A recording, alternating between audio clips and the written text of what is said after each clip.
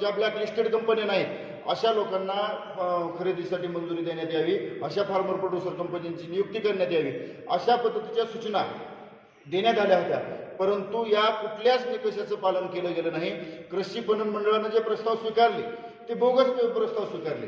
3 कोटीची आट असताना ज्यांच्याकडे ऑडिट रिपोर्ट नाहीत, ज्यांचा खोटा टर्नओव्हर त्यांनी दाखल केलेला आहे, अशा लोकांचे प्रस्ताव मंजूर झाले.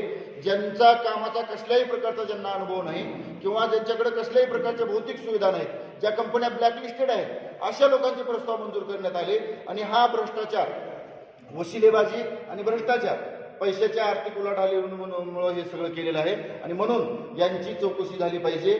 आणि जे जे खोटे लोक आहेत, ज्या खोट्या एफटीसींना खरेदी केंद्र मंजूर करण्यात आलेले आहेत ते तात्काळ बंद करण्यात यावेत. अन्यथा महाराष्ट्र नवनिर्माण सेना त्यांचे खरेदी केंद्र चालू देणार नाही. आणि जे संबंधित दोषी अधिकारी आहेत त्यांच्या सुद्धा कार्यालयात खळखटक आंदोलन महाराष्ट्र नवनिर्माण सेनेने मनसे केल्याशिवाय राहणार नाही.